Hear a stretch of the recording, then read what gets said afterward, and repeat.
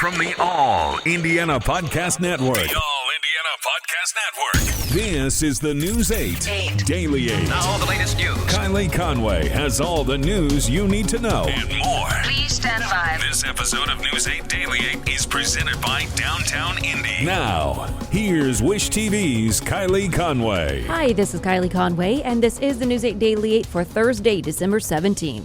It's going to be a cloudy and cold day. Highs in the mid-30s this afternoon. Watch out for some patchy light freezing drizzle throughout the morning. Lows will drop into the lower 20s with clearing skies later today. And we learned this morning that the president of France has COVID-19. The presidential palace announced that Emmanuel Macron did test positive. The president took a test after experiencing some symptoms. The statement didn't explain what those symptoms are, how severe they may be. Macron does plan to isolate himself for 7 days. And according to the palace, he also says he'll continue to carry out his duties. Today marks the next step in paving the way for a second version of a coronavirus vaccine. An FDA panel meets today to discuss Moderna's version. A quick approval could happen because FDA staff have already reviewed and confirmed the safety of Moderna's vaccine and haven't listed any major concerns. The vaccine is very similar to Pfizer's. Both use a new approach involving genetic material known as messenger RNA or mRNA. It's been tested in tens of thousands of volunteers across the U.S. The rollout could be just as quick as the rollout for Pfizer's vaccine this week as well. The biotech company says it can show its vaccine prevents asymptomatic infections. A report released from the FDA on Tuesday found the Moderna vaccine shot was effective across various racial and ethnic groups, plus those with underlying medical conditions. It was 86% effective in people 65 and over and 95% effective in those 18 to 65. The most common side effects were fatigue and headache. Health and Human Services Secretary Alex Azar says the federal government has nearly 5.9 million doses of the vaccine ready. They'll be delivered to more than 3,000 sites next week. Operation Warp Speed officials say 20 million doses of the vaccine can be delivered by the end of the month. Health officials say it will be easier to distribute Moderna's vaccine. Pfizer's vaccine, it has to be stored at minus 100 degrees Fahrenheit, a temperature that requires a special type of deep freezer. Moderna's can tolerate temperatures manageable by an ordinary freezer.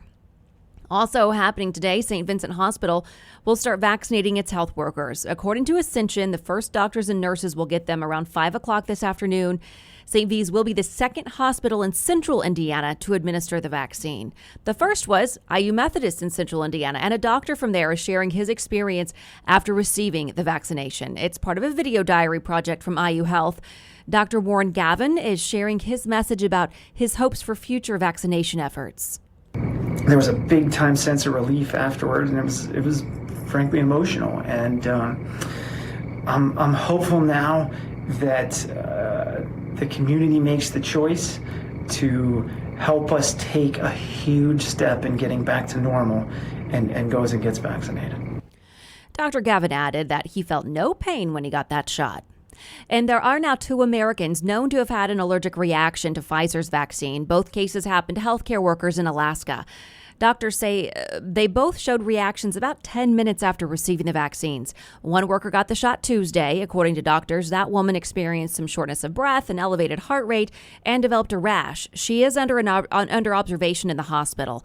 The other worker received the shot yesterday and is fully recovered. No word what that person's reactions were, but health officials say doctors will have to keep an eye out for these allergic reactions. These are still quite rare reactions, and I think you have to remember we're going to be vaccinating 330 million people in this country, so even if this is a 1 in a million allergic reaction, you're going to hear about hundreds more of these reactions.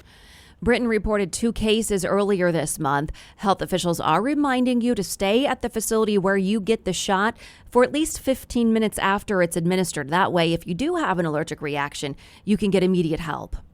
And the U.S. may have more doses of Pfizer vaccine than first thought. According to the FDA, pharmacists can squeeze out extra doses from the vials. That potentially expands the U.S.'s supply as the government works with Pfizer for the next round of deliveries. The vial is designed to hold 5 doses of the vaccine. Pharmacists have found that they can possibly get 6 or 7 doses out. The FDA does caution that any leftover vaccine from one vial should not be mixed with another vial. An Indianapolis couple handed out 1,500 pancake breakfasts to frontline workers and their families at Community North Hospital this morning.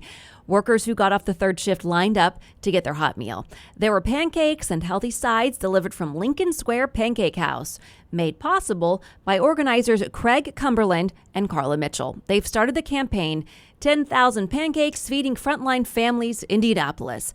There's a website, 10,000pancakes.org. That is the number, 10,000, not written out word, so 10000pancakes.org. 10,000 is also how many frontline families they hope to feed through donations raised. If you'd like to donate, you can provide a meal for just $10, feed an entire family for $50, or give breakfast to the families of a hospital unit for $1,000. You can find much more about the effort and how you can help on wishtv.com as well. Today, Eskenazi Health is hiring through a virtual job fair. The health system says it needs 30 to 40 nurses and medical assistants. The jobs pay $25 an hour or more. According to the Human Resources Director, the virtual meeting will let people learn what the jobs involve.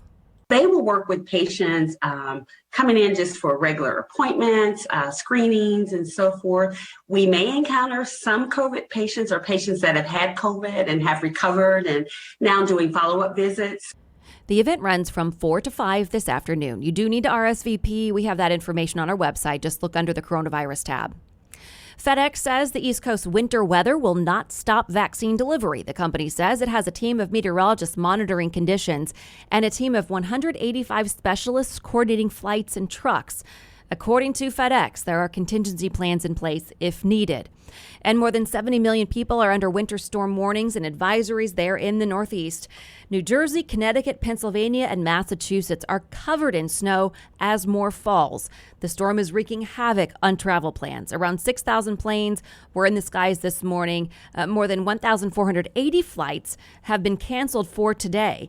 According to FlightAware, Indianapolis International was seeing at least 4 cancellations earlier this morning.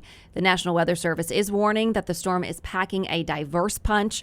In the mix is freezing rain and ice, heavy snow, strong winds, coastal flooding, possibly even thunderstorms.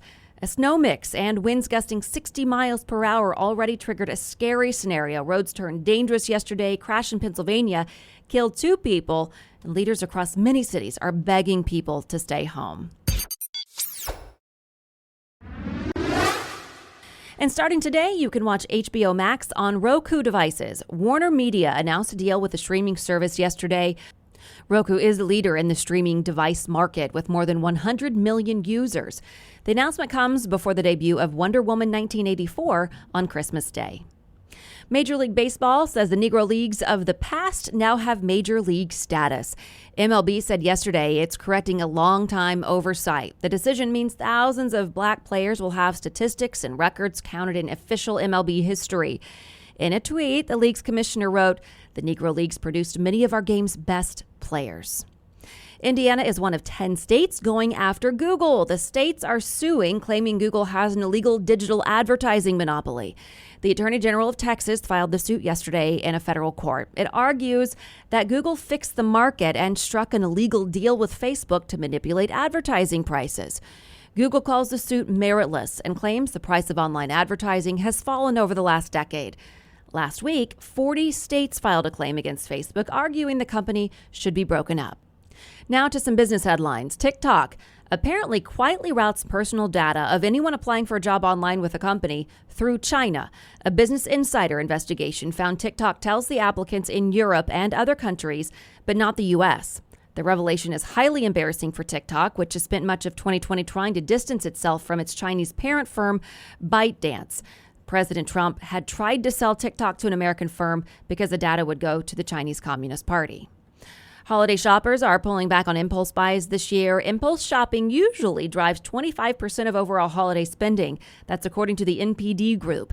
This year, it's expected to drive only 18% to 20%, a potential loss of $5 billion to $7 billion in sales.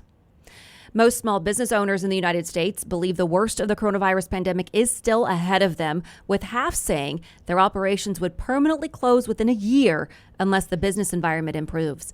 The U.S. Chamber of Commerce survey found 74% of small business owners said they needed further federal assistance. Democrats and Republicans in Congress are still wrangling this week over a new coronavirus relief package that would provide additional unemployment compensation and aid to small businesses.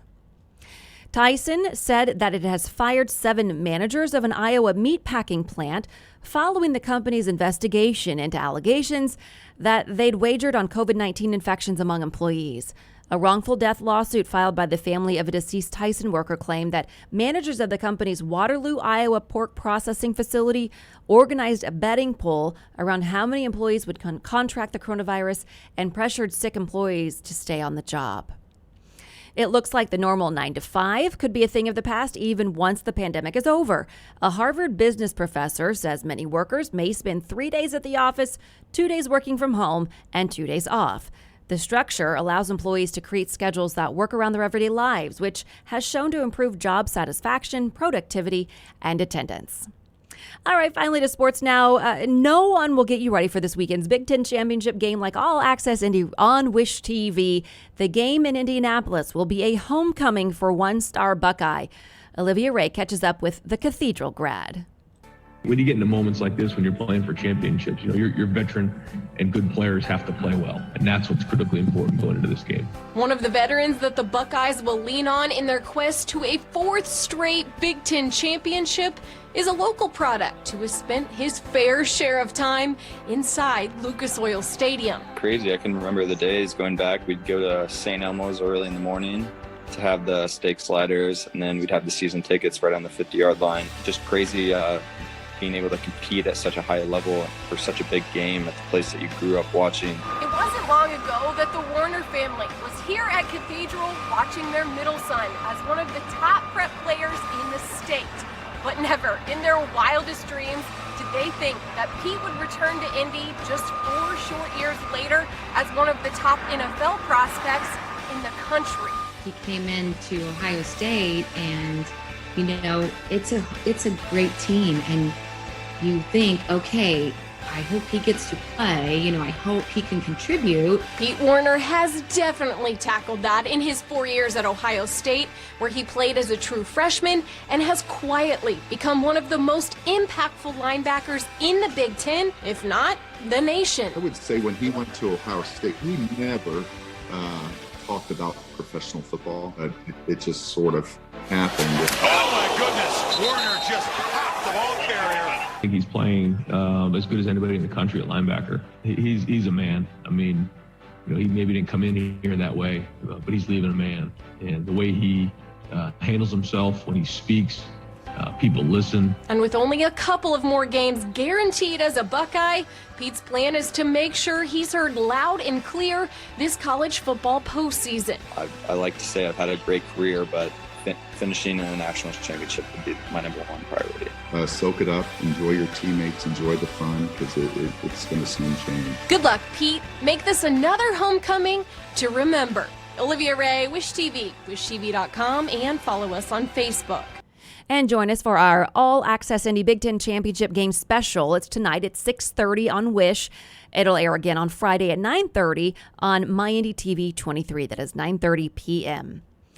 Colts punter Rigoberto Sanchez is back in action. He joined practice yesterday, just 15 days after having surgery to remove a cancerous tumor.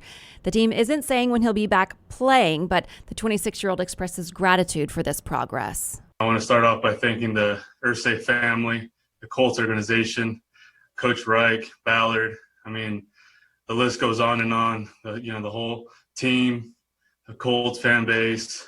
I mean, idols that texted me from around the league that are punters and kickers. I was just fortunate enough to catch it on time, and after that, I mean, doctors took the lead and I just followed. So I'm just grateful that they caught it early.